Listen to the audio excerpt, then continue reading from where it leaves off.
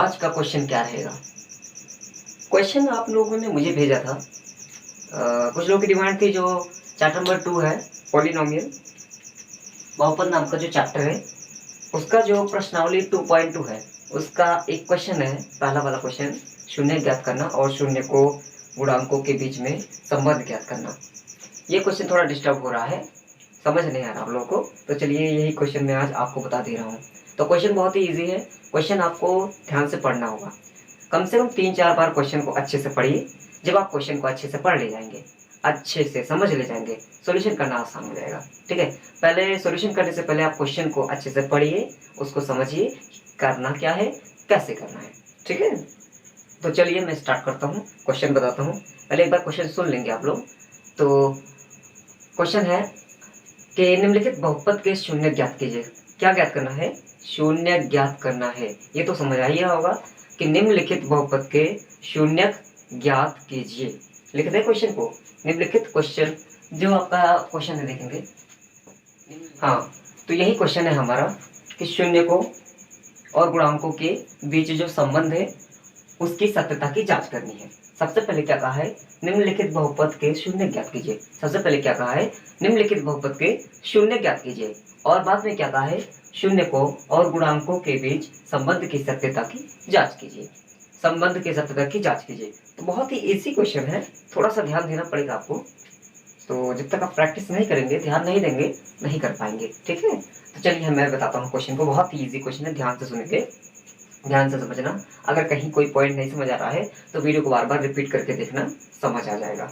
तो ये क्वेश्चन है आपके चैप्टर नंबर 2 का, चैप्टर 2 और एक्सरसाइज या प्रश्नावली जिसको हिंदी में बोलते हो 2.2, उसका क्वेश्चन पहला है। क्वेश्चन पहला, क्वेश्चन पहले में 3-4 क्वेश्चन होंगे, उसमें लगभग 5 या 6 क्वेश्चन होंगे। तो उसका जो पहला क्वेश्चन है वो मैं आपको बता रहा हूँ। तो क्वेश्चन है x² - 2x - 8, यही क्वेश्चन है आपका। देखेंगे ये हमारा बहुपद दे रखा है, इस बहुपद का क्या ज्ञात करना है? शून्य ज्ञात करना है। क्या ज्ञात करना है? शून्य ज्ञात करना है। और क्या करना है? शून्य को और गुणांकों के बीच संबंध की सत्यता की जांच करनी है। शून्य ज्ञात करना है, शून्य को और गुणांकों के बीच संबंध की सत्यता की जांच करनी है। तो बहुत ही इजी क्वेश्चन है, मैं स्टार्ट करता हूँ, सॉल्व कीजिए। जैसा जैसा मैं एक स्टेप करता जाऊंगा, आप भी रफ लेकर के बैठे रहिए, नोट करते रहिए। ठीक है, एक स्टेप हो जाए उसको नोट कर लीजिए, तब अच्छे से समझ आएगा। ओके, तो चलिए स्टार्ट करते हैं। सबसे पहले क्या करना होगा हमें? हम कोई भी बहुपद का गुणनखंड करने से पहले सबसे पहले हम क्या करेंगे? कॉमन देखेंगे। कोई भी बहुपद का गुणनखंड करने से पहले क्या करते हैं? कॉमन देखते हैं। ये याद रखना, ये पॉइंट आपको रटा होना चाहिए, फील होना चाहिए माइंड में कि कोई भी बहुपद का आप गुणनखंड करोगे उससे पहले आपको क्या करना है? कॉमन देखना है। तो चलिए कॉमन देखते हैं, बताएंगे। बताओ ये पूरे में कुछ कॉमन दिखाई दे रहा है? पूरे में कुछ कॉमन दिखाई दे रहा है? नहीं दिखाई दे रहा है। पूरे में देखो, यहाँ पे x है, स्क्वायर है, x है, यहाँ x नहीं है, कुछ कॉमन नहीं है। यहाँ पे 2 है, यहाँ पे 8 है, यहाँ कोई नंबर ही नहीं है, कॉमन नहीं है। ठीक है, तो यहाँ पे आपका क्या हो जाएगा? कॉमन नहीं है। जब कॉमन नहीं होगा तो सबसे पहले क्या करेंगे? बराबर का चिन्ह लगा देंगे और वही पद लिख देंगे, पहला वाला। पहले क्या लिखा है? x² लिखा है, तो पहले x² लिख देंगे, फिर चिन्ह जो लगा है वही चिन्ह लगा देंगे। लगा दो चिन्ह। सबसे पहले क्या करेंगे? कॉमन देखेंगे, कॉमन नहीं है। कॉमन ना होने के बाद क्या करेंगे? बराबर लगा देंगे, जो पहला पद लिखा है लिख देंगे और जो चिन्ह पहले लगा है लगा देंगे। चिन्ह लगाने के तुरंत बाद आप ब्रैकेट लगा देंगे। चिन्ह लगाने के तुरंत बाद क्या कर देंगे? ब्रैकेट लगा देंगे। अब क्या करेंगे? इस 2 का खंड करेंगे। हमें खंड करना, खंड कैसे पता चलेगा? वो आपको फैक्टर करने से पता चलेगा। किसका फैक्टर करेंगे? चलिए देखेंगे, बहुत इजी है। सबसे पहले हमने क्या कर दिया? x² लिखा था, लिख दिया, माइनस लिखा है, लिख दिए, ब्रैकेट लगा दिए। अब x² का गुणांक कितना है? गुणांक का मतलब होता है जिससे गुणा किया। x² किससे गुणा किया है? किससे गुणा किया है? x², 1 से गुणा किया है। किससे गुणा किया है? 1 से गुणा किया है। तो एक बगल में कहीं लिख देंगे रफ में, 1 का गुणा कर देंगे। किससे करेंगे? अचर पद से। फिर से देखेंगे इसको, ध्यान से सुनेंगे। x² लिखा था, लिख दिए, माइनस लिखा था, लिख दिए और ब्रैकेट लगा दिए। अब क्या करना आपको? इसका गुणांक जो है, x² का जो गुणांक है बगल में कहीं लिख देंगे। x² का जो गुणांक है बगल में कहीं लिख देंगे और उसका गुणा अचर पद से करा देंगे। उसका गुणा किससे करा देंगे? अचर पद से करा देंगे। चिन्ह के साथ लिखना है, अचर पद से करा देंगे, चिन्ह के साथ लिखना वरना सवाल गलत हो जाएगा। ठीक है, एक्स स्क्वायर का गुणांक लिखा था, लिख दिए। एक बगल में कहीं रफ में करोगे, वहां कहीं नहीं करोगे वरना सवाल में गड़बड़ होगा। फिर -8 लिखा था, -8 लिख के गुणा कर देंगे। गुणा करो, देखो क्या आ रहा है, गुणा करने पे -8 आ रहा है। क्या आ रहा है? -8 आ रहा है। 8 एक्के 8 और माइनस एक बार है तो माइनस लिख देंगे। यहाँ पे क्या आ गया? -8 आ गया। गुणा करना तो आप जानते ही होंगे। ठीक है, तो यहाँ पे गुणा कर दिए, क्या आ गया? -8 आ गया। अब हम इसी 8 का खंड करेंगे, इसी 8 का क्या करेंगे? खंड करेंगे। चलो फैक्टर कर दो, इसका गुणनखंड कर दो। 2 चौक 8, 2 दूना 4, 2 एक 2, क्या आ गया? 2 गुणे 2 गुणे 2। अब इसी, ये घटखंड तो हो गया आपका ना। अब इसी में से हम कोई दो नंबर बनाएंगे, कोई दो नंबर बनाएंगे गुणा करके। पहले हम इन दोनों को देख ले रहे हैं। 2 दूना कितना हो गया? 4, बचा क्या? 2, बचा क्या? 2। हाँ, अब ये खंड हो गया, यही दोनों हमारे खंड हो गए हैं। और कोई खंड हो सकता है? अगर यहाँ पे इन दोनों को लोगे तब भी 2 दूना 4 आएगा और 2 बचेगा, वही चीज होगा। ठीक है, चाहे जिस तरफ से करो, आपके यही दोनों खंड बनेंगे। 2 नंबर में बनाता हूँ, बन गया, 2 खंड हो गया। चलो देखेंगे फिर से। एक्स स्क्वायर लिखा था, लिख दिए, माइनस लिखा, लिख दिए, ब्रैकेट लगा दिए। ब्रैकेट लगाने के बाद क्या करते हो? एक्स स्क्वायर का गुणा करते हैं अचर पद से। एक्स स्क्वायर के गुणांक का गुणा करते हैं। एक्स स्क्वायर का गुणांक कितना? 1 है, 1 लिख दिए, गुणा लगा दिए। और -8 लिखा है, यही अचर पद है ना। हाँ, तो अचर पद का गुणा कर देंगे। कितना आ गया? -8। अब बताओ -8 किस में आया है? प्लस में आया है, माइनस में आया है? -8 जब गुणा किए हो तो गुणनफल आपका किस में आया है? माइनस में आया है या प्लस में आया है? माइनस में आया ना, दिखाई दे रहा है ना माइनस। हाँ, तो माइनस में आया है। जब भी माइनस में आएगा तो दोनों खंडों को घटा दोगे। 4 - 2, बड़े वाले में से छोटा वाला घटाओगे। याद रखना, बड़े वाले में से छोटा वाला घटाओगे। जब भी आपका खंड माइनस में आएगा तो आप दोनों खंडों को घटा दोगे। हाँ, जब भी आपका ये गुणनफल माइनस में आएगा, गुणनफल देखो माइनस में आया है, तो खंडों को घटा दोगे। ठीक है, बड़े वाले में से छोटा वाला घटाओगे। समझ पा रहे हो ना? बड़े वाले में से छोटा घटाओगे, ये याद रखना, तभी क्वेश्चन समझ आएगा, नहीं तो नहीं आएगा। अगर यहाँ प्लस होता तो दोनों को जोड़ देते, लेकिन यहाँ माइनस है इसलिए दोनों को घटा दिए, और घटाया हमेशा बड़े में से जाता है। तो 4 में से 2 घटाओगे तो कितना आएगा? 2 आएगा। देखो हमारा बीच वाला 2 ही है ना, अगर आ गया तो समझो सही है। हाँ, तो बीच वाला हमारा 2 है। 4 में से 2 घटाओगे 2 आएगा, मतलब हमारा खंड सही है। क्लियर? एक्स स्क्वायर लिखा था, लिख दिए, माइनस लिखा था, लिख दिए, और ब्रैकेट लगा दिए। इसके बाद हम क्या करते हैं? खंड पता करते हैं। तो एक्स स्क्वायर का जो गुणांक है 1, उसको लिख करके गुणे लगा देंगे। -8 लिखा, अचर पद हमारा, अचर पद लिख देंगे और गुणा करके जो आएगा देखेंगे। तो गुणनफल कितना आ गया? -8 आया। -8 आया है, उसी 8 का हम खंड करेंगे, यही दोनों खंड मिला है, और माइनस आया है इसलिए दोनों खंडों को घटा देंगे। तो घटा करके दोनों को इसी ब्रैकेट के अंदर लिख देना। लिख दे, 4 - 2 आया था ना, 4 - 2 यही आया था, इसको हम ब्रैकेट में लिख दिए। अब बताओ, एक्स स्क्वायर लिखा था, लिख दिए, माइनस लिखा था, लिख दिए, 2 की जगह पे हमने क्या लिख दिया? हमने 2 की जगह पे क्या लिख दिया है?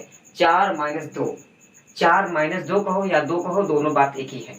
चाहे आप ये 2 लिखो, चाहे आप 4 - 2 लिखो, बात एक ही है। तो फिलहाल हमें गुणनखंड करना है, इसलिए इसको हमें तोड़ना पड़ेगा। तो 4 - 2 में इसको तोड़ दिए हैं। आगे देखेंगे, एक्स लिखा है बगल में, एक्स लिख दो, -8 लिखा है, लिख दो। इतना समझ आया है? अब ये स्टेप आप रफ में नोट कर लीजिए, वीडियो को पॉज करके, स्टॉप करके इसको रफ में लिखिए, बिना देखे। एक बार अगर ना समझ आए तो देख के लिख लीजिए, उसके बाद बिना देखे लिखिए। यही पहला स्टेप 2-3 बार कम से कम बिना देखे कीजिए। ये सारा प्रोसेस कीजिए बिना देखे, वीडियो को स्टॉप करके अभी स्टॉप कीजिए और इस प्रोसेस को कीजिए बिना देखे, इसको कीजिए, पहले स्टेप को करिए। हाँ, चलिए आगे देखेंगे क्या करना है। गुणनखंड करना है। गुणनखंड करने से पहले आपको कॉमन देखना पड़ता है। पहला स्टेप ये है, जब भी आपको गुणनखंड करना है तो कॉमन देखिए। कॉमन कोई नहीं है तो क्या करोगे? बराबर लगाओगे, पहला पद जो लिखा लिख दोगे, माइनस लिखा लिख दिए, ब्रैकेट लगा दोगे। ब्रैकेट में क्या करना पड़ता है? इसके खंड को लिखना पड़ता है। तो इसका खंड पता कैसे चलेगा? एक्स स्क्वायर का गुणांक लिख दोगे, अचर पद का गुणा कर दोगे। अचर पद का गुणा करने पे कितना आ गया? -8। इसी 8 का खंड करोगे, दोनों खंड में मिल गया, माइनस में आया था इसलिए दोनों खंडों को घटा करके ब्रैकेट में लिख दिए। बगल में x लगा है, x लगा दिए, -8 लिखा कर लिख दिए। आगे देखेंगे, बराबर के नीचे बराबर लगाएंगे, x² लिखा है लिख दिए। माइनस जब भी ब्रैकेट से पहले होता है, ध्यान से सुनना, माइनस जब भी ब्रैकेट से पहले होता है तो अंदर के चिन्ह बदल जाते हैं। जब भी माइनस रहेगा तो याद रखना अंदर के चिन्ह बदल जाएंगे। जब भी माइनस रहेगा तो याद रखना अंदर के चिन्ह बदल जाएंगे। ये एक बात भूलना मत। यह अक्सर करके सब बच्चे यही गलती करते हैं और सवाल गलत कर बैठते हैं। तो जब भी माइनस, ब्रैकेट से पहले जब भी माइनस रहे तो सवाल जो भी आपका ब्रैकेट के अंदर भी होगा वो उसका चेंज हो जाएगा, चिन्ह, उसका चिन्ह क्या हो जाएगा, चेंज। तो 4 किस में है, प्लस में है तो माइनस में लिखा जाएगा, और 2 किस में है, माइनस में है तो प्लस में लिखा जाएगा। चलिए लिख दे रहे हैं, ब्रैकेट से पहले माइनस है इसलिए चिन्ह बदल जाएगा। तो 4 किस में, प्लस में है तो -4 हो जाएगा, और x साथ में लिखा है x लिख देंगे। याद रखना ये x दोनों के साथ है तो 4 के साथ लिख दिए हो। अब बचा 2 के बाद, तो 2 के साथ x लिखना पड़ेगा। तो बताओ 2 किस में है, माइनस में, तो किस में बदल जाएगा, प्लस में। याद रखना माइनस है पहले, ब्रैकेट से पहले जब भी माइनस होगा तो ये चिन्ह बदल जाएंगे दोनों। ये प्लस है तो माइनस हो जाएगा, ये माइनस है तो प्लस हो जाएगा। तो बताओ ये माइनस हो गया और ये माइनस था तो प्लस हो जाएगा। 2 लिखा लिख देंगे, x साथ में रहेगा दोनों के, याद रखना x दोनों के साथ में रहेगा, x दोनों के साथ में रहेगा। -8 लिखा है लिख देंगे। इतना समझ आया है? वीडियो को पॉज करके ये स्टेप लिखिए, वीडियो को पॉज करके ये स्टेप कीजिए। अब एक स्टेप आप ये कर चुके हैं, एक स्टेप ये कर चुके हैं। वीडियो को पॉज कीजिए और दोनों स्टेप को बिना देखे रफ में अभी कीजिए, अभी के अभी, तभी क्वेश्चन समझ आएगा। वीडियो को पॉज करके दोनों क्वेश्चन, ये दोनों स्टेप अभी कीजिए, जल्दी कीजिए। हाँ चलिए देखेंगे। अब आपको क्या करना है, जोड़ा बनाना है। अब आपको क्या करना है, जोड़ा बनाना। चलिए जोड़ा बना देते हैं। जोड़ा बनाएंगे, 2-2 पद का जोड़ा बनाएंगे, 2-2 पद का, 2-2 पद का जोड़ा बनाया जाता है क्योंकि हम यहाँ पे स्क्वायर का वर्गमूल कर रहे हैं। 2-2 पद का जोड़ा बनाएंगे, ठीक है। चलिए आगे देखेंगे, यहाँ पे x है, यहाँ पे x है, दोनों में x है, हमें दोनों में x मिल रहा है इसलिए हम एक x को ले लेते हैं। दोनों में x मिल रहा है इसीलिए हम जो कम होगा जिसके पास वो वाला x हम ले लेंगे। यहाँ पे x कितनी बार है, 2 बार है, यहाँ पे x कितनी बार है, 1 बार है, तो हम कम वाले को ले लेते हैं, कॉमन ले लेते हैं, ठीक है, x वाले को ले लेंगे। तो यहाँ पे 2 बार था, यहाँ पे 1 बार था इसलिए 1 बार हम लिख दिए। जैसे ही कॉमन लेते हैं तुरंत ब्रैकेट लगाते हैं, याद रखना, जैसे ही कॉमन लेते हैं क्या लगाते हैं, ब्रैकेट लगाते हैं, ठीक है, ये बात आप भूलना मत। जैसे ही कॉमन लेंगे ब्रैकेट। अच्छा कॉमन होता क्या है, कॉमन मतलब होता है उभयनिष्ठ, दोनों में जो हो, जो दोनों में हो।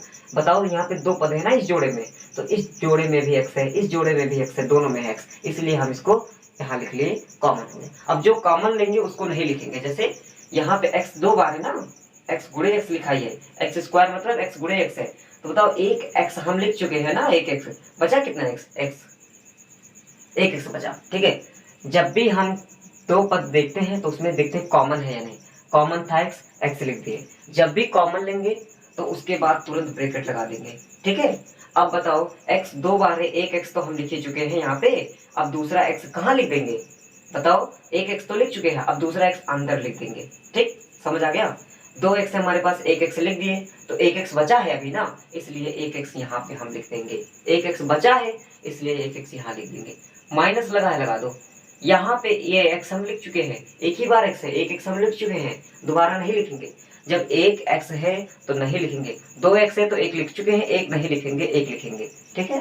तो यहाँ पे 2 बार x था इसलिए एक लिख दिए, एक अंदर लिख दिए। यहाँ पे एक ही बार x है, एक लिख ही चुके हैं तो दोबारा नहीं लिखेंगे। बचा क्या आपके पास, 4 बचा, 4 लिख दिए, प्लस का चिन्ह लगा देंगे। अब बताओ इस जोड़े में क्या कॉमन है, कॉमन तो आपको पता होगा, दोनों में जो कट जाए, 2 से 2 भी कट रहा है, 2 से 8 भी कट रहा है, 2 कॉमन है।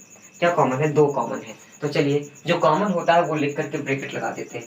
तो 2 लिख करके हम क्या लगा देंगे, ब्रैकेट लगा देंगे। 2 लिख कर क्या लगा देंगे, ब्रैकेट लगा देंगे। क्यों, क्योंकि 2 से दोनों कट रहा है इसलिए 2 लिख करके ब्रैकेट लगा देंगे। चलिए जो कट जाएगा उसको नहीं लिखेंगे, 2 से 2 कट जाएगा, 2 को नहीं लिखेंगे, बचा क्या आपके पास x। इतना समझ आया, 2 से कट जाएगा, x बचा, x लिख दिए। ये प्लस है तो कोई दिक्कत नहीं है, प्लस जहां रहेगा कोई दिक्कत नहीं, अगर माइनस रहेगा तो चिन्ह बदल जाएगा। तो यहाँ पे प्लस है, कोई दिक्कत नहीं, माइनस लिखा लिख दो, ठीक है। प्लस रहेगा तो कोई चेंजिंग नहीं होगी चिन्ह में, माइनस रहेगा तभी चेंजिंग होती है, ठीक है। तो 2 से 2 कट गया, बचा क्या x। अब ये माइनस लिखा है लिख दिए, और 2 से 8 को काटोगे कितना आएगा, 2 का पहाड़ा 4 बार पढ़ दो, 2 चौक 8 हो गया। ये दोनों हमेशा बराबर आना चाहिए, ब्रैकेट में दोनों बराबर आना चाहिए, वरना सवाल गलत हो जाएगा। अगर आपका ये दोनों बराबर आ जाए, अगर ये ब्रैकेट में दोनों बराबर आ जाए तो समझ लो आपका सवाल सही जा रहा है, आपको डरने की जरूरत नहीं है। ठीक है, तो चलिए आगे देखेंगे। बराबर के नीचे फिर से हम बराबर लगाएंगे।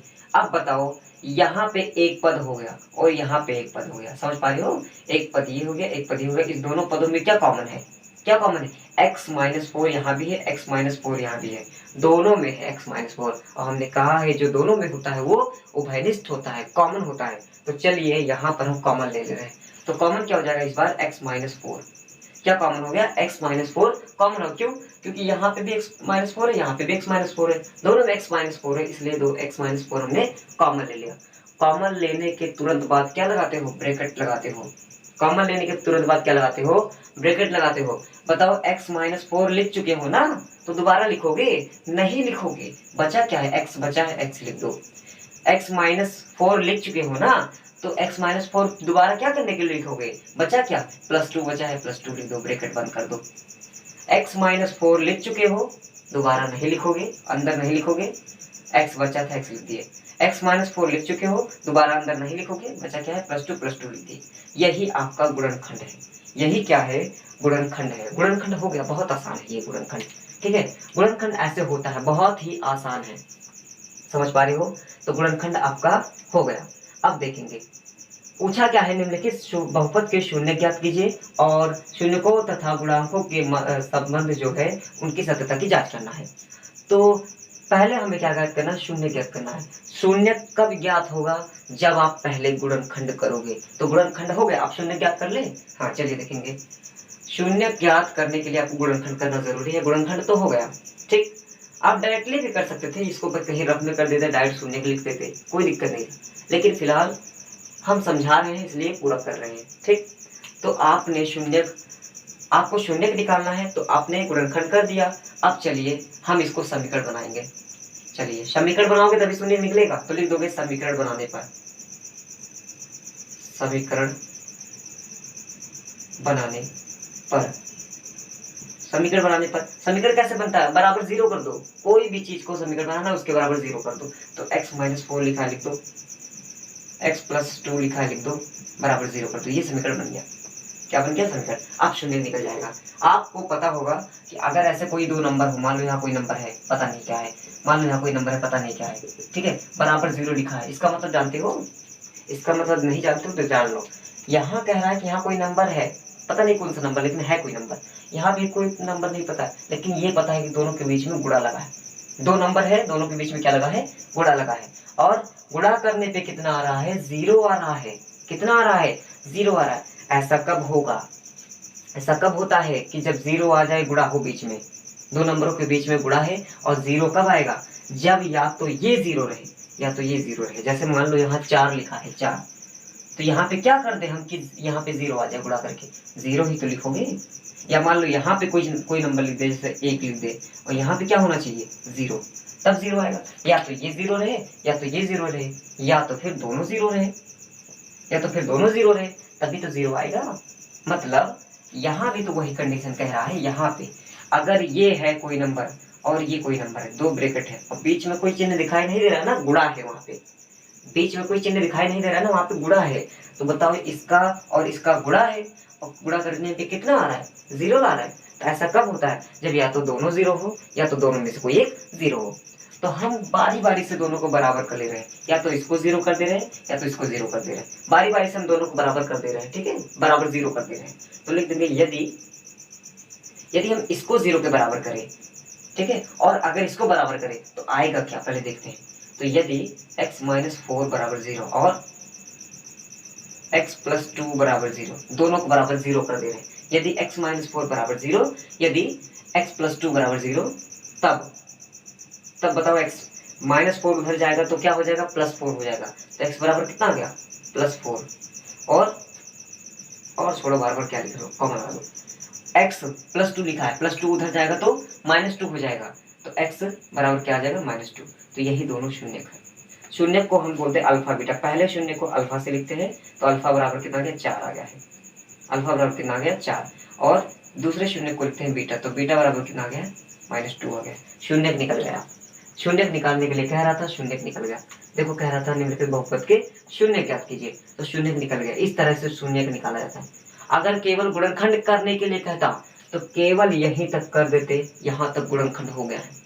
ठीक है, गुणनखंड करने के लिए कहता तो गुणनखंड ऐसे होता है, यहाँ तक ये गुणनखंड हो गया।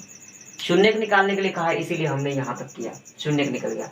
शून्य कैसे निकाला जाता है, गुणनखंड जो हुआ उसी को 0 के बराबर कर दो, समीकरण बन गया। फिर यहाँ से हम बारी बारी से दोनों को 0 के बराबर करते हैं और दोनों का शून्य निकाल लेते हैं। तो इस तरह से हमारे पास 2 शून्य निकले हैं। 2 घात बहुपद है इसलिए 2 शून्य निकलेगा। 3 घात बहुपद होता तो 3 शून्य निकलता। ठीक है, तो 2 घात बहुपद है इसलिए 2 शून्य निकला है। ठीक है, 2 शून्य कब निकलता है, जब 2 घात बहुपद होता है। अगर 3 घात बहुपद हो तो 3 शून्य निकलेगा। तो पहले शून्य को अल्फा से बोलते हैं इसलिए 4 अल्फा आ गया, और दूसरे शून्य को बीटा बोलते हैं इसलिए बीटा कितना गया -2 आ गया। चलिए देखेंगे आगे क्वेश्चन फिर से पढ़ेंगे। निम्नलिखित बहुपद के शून्य ज्ञात कीजिए, शून्य ज्ञात हो गया है। आगे क्या है, शून्य को और गुणांकों के बीच संबंध की सत्यता की जांच कीजिए।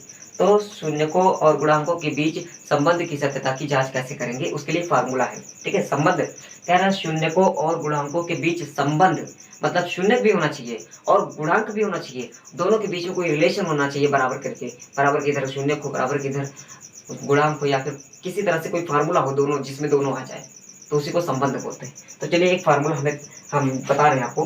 फार्मूला क्या होता है, पहले तो गुणांक समझ लो, शून्य तो समझ गए हो, अल्फा बीटा। गुणांक समझ लो क्या होता है। गुणांक जानते हो, जिससे गुणा किया है, x² किससे गुणा किया है, एक से गुणा किया है ना।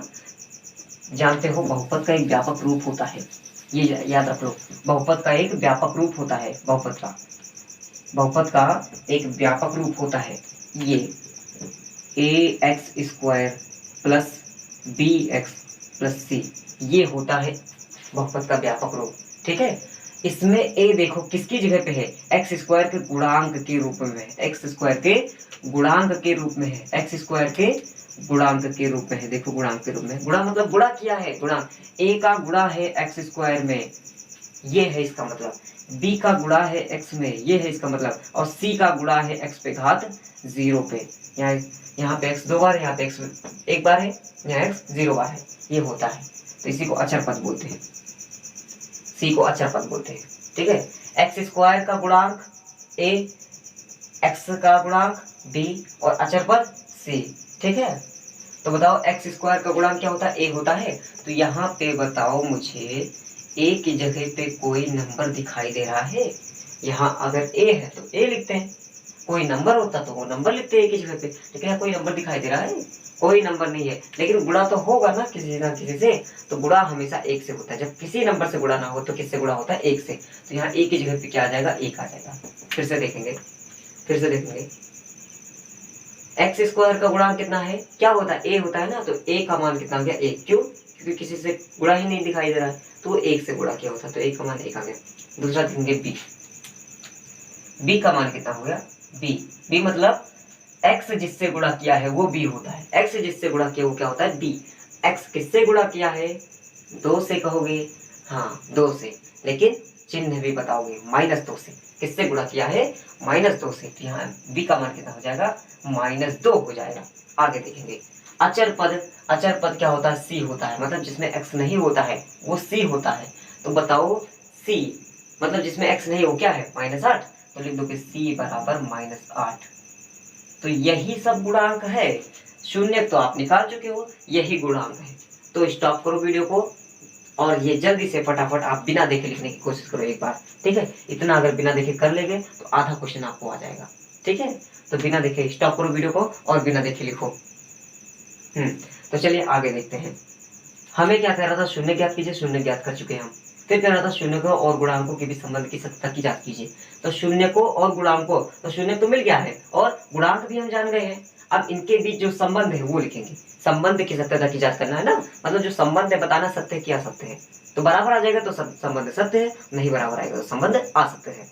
चलिए तो संबंध कैसे निकालेंगे, संबंध हमें पता होना चाहिए ना। हाँ, तो 2 संबंध होता है, याद रखना। कितने संबंध होते हैं, 2 संबंध होते हैं। मैं बता रहा हूँ कौन सा संबंध। चलिए देखेंगे, पहला संबंध देखेंगे क्या होता है। पहला संबंध होता है शून्यकों का योगफल। लिख दो, हेडिंग डाल दो, लिख दो, हेडिंग डाल दो पहले, शून्य को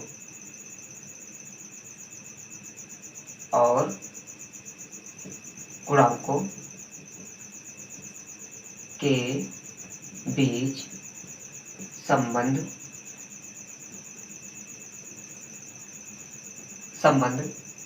की सत्यता की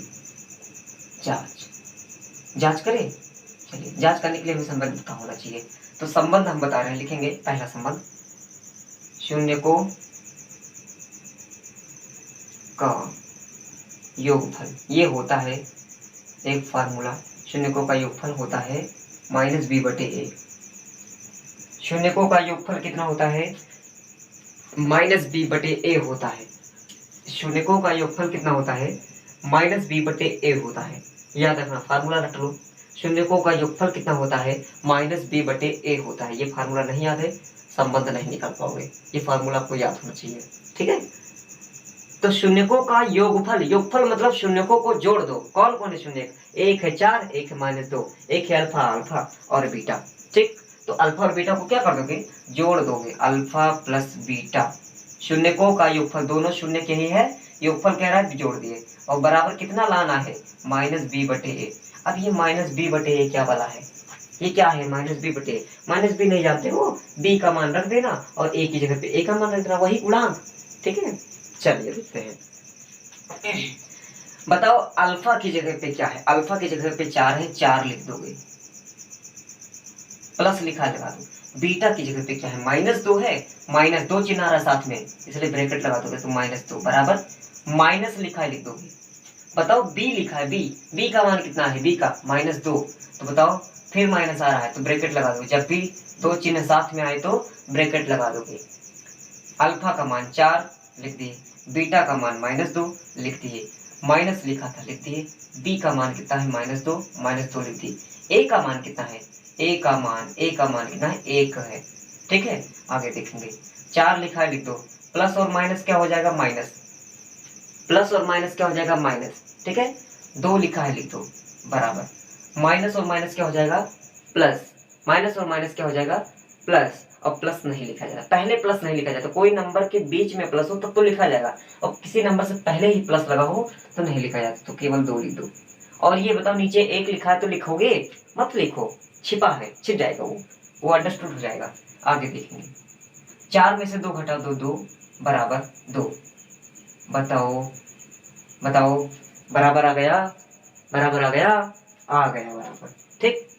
तो यहाँ पे आपका पहला देखो, शून्यकों का योगफल बराबर -b/a फार्मूला होता है ना। ये फार्मूला बहुत इंपॉर्टेंट है, याद होना चाहिए, एकदम रटा होना चाहिए। समझाएंगे वैसे, जब चैप्टर स्टार्ट करेंगे तो फिर से एक बार अच्छे से समझाएंगे, ठीक है। फिलहाल अभी रट लो, शून्यकों का योगफल क्या होता है? -b/a। तो -b/a और शून्यकों का योगफल दोनों ही देखो बराबर आ गया। इधर शून्यकों का योगफल 2 आया, इधर -b/a जो गुणनफल है वो है, गुणांक है, भी 2 आया। समझ पा रहे हो ना। तो दोनों का संबंध कैसा आ रहा है? बराबर आ रहा है। पहला संबंध क्या आ गया? बराबर। तो पहला संबंध तो सत्य हो गया, दूसरा संबंध अगर सत्य हो जाएगा तो प्रश्न हमारा सत्य है, नहीं तो असत्य है। तो चलिए दूसरा संबंध निकालते हैं। दूसरा संबंध क्या होता है देखेंगे, शून्यकों का गुणनफल बराबर c/a, ये दूसरा संबंध होता है। ये दूसरा संबंध होता है। पहला संबंध क्या था?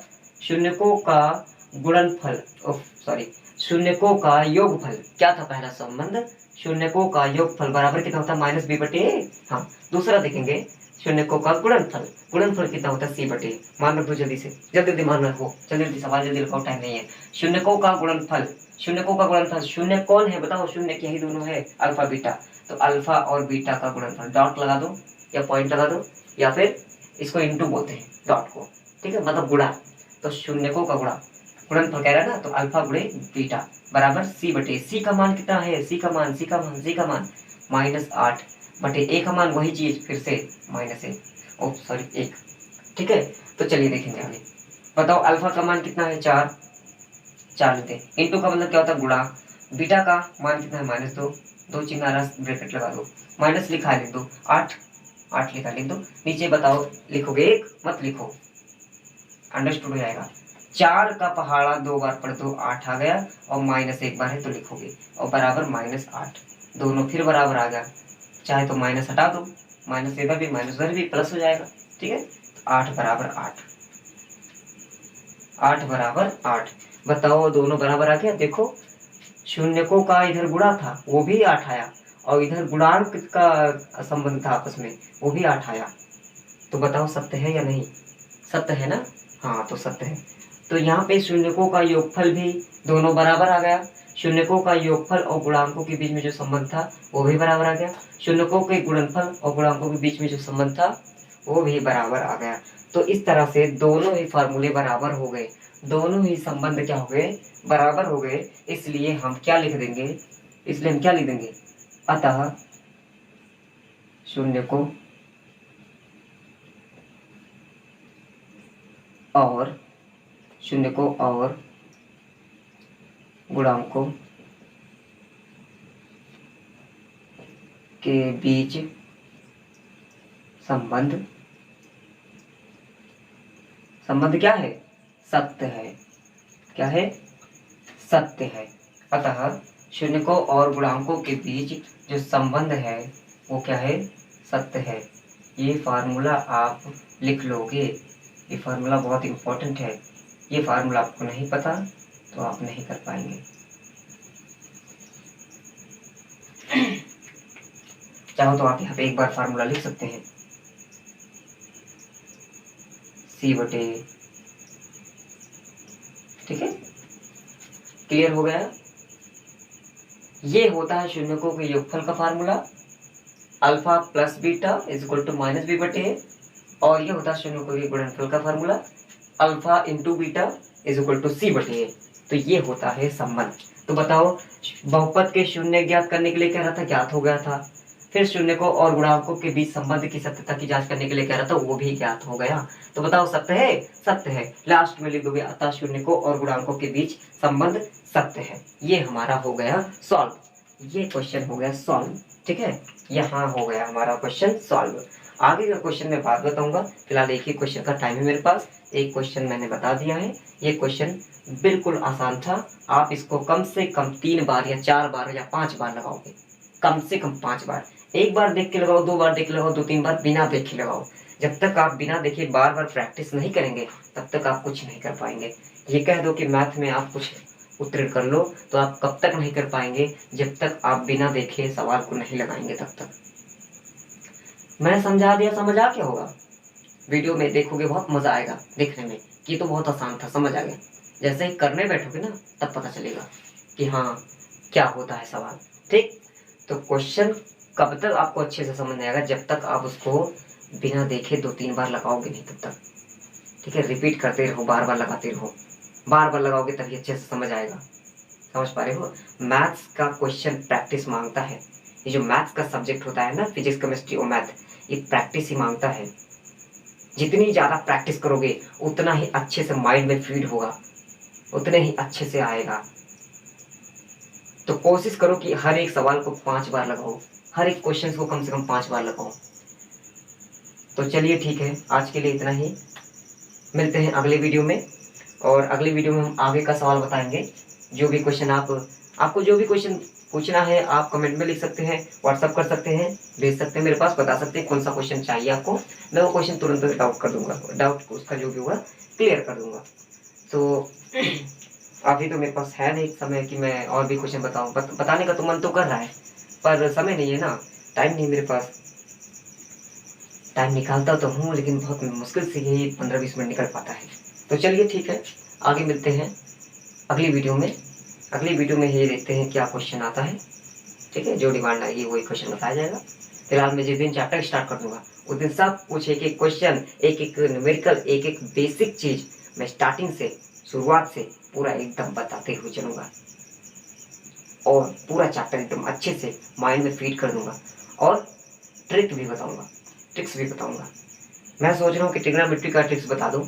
ट्रिग्नोमेट्री का मैं एक ऐसा ट्रिक बताऊंगा ना कि फार्मूले जो आप याद करते हो ना, वो कि साइन 0 1 0, साइन 3 1 जो भी होगा, ये सब याद करते हो ना, ये सब रट जाएगा। एक चुटकी में ऐसे मैं बता दूंगा ना, एक दिन लगेगा। एक दिन एक क्लास लूंगा, आधे घंटे का या 1 घंटे का जो भी होगा, उसी में मैं उसको अच्छे से समझा दूंगा। आपके हाथों में फार्मूले हैं, वो आपके हाथों में, 5 उंगलियों में, वो 36 फार्मूले आपके 5 उंगलियों में है। बहुत आसान है, लगा ले जाओगे, बहुत आसान है। ऐसे हाथों में देखोगे फार्मूला बता। कोई पूछेगा 10 45 अंक का मान बताओ क्या होता है, हाथों में देखोगे बता दोगे 1। कोई पूछेगा 10 जो है 30 अंक का मान, हाथों में देखोगे बता दोगे 1 बटे कड़ी में 3, ऐसे बता दोगे। तो आपको वो ट्रिक मैं बताऊंगा जिस दिन मैं ट्रिग्नोमेट्री स्टार्ट कर दूंगा उस दिन, और वो ट्रिक शायद ही आपको जल्दी मिलेगा किसी चैनल पे, ठीक है। तो फिलहाल आज के लिए इतना ही, मिलते हैं अगली वीडियो में, तब तक के लिए bye bye. Thank you very much video को पूरा देखने के लिए, और वीडियो को पूरा देखा करो, वीडियो को पॉज करके क्वेश्चन बार बार लगाया करो, ठीक है। चलिए ठीक है, मिलते हैं, wish you all the very best. Thank you very much, thank you.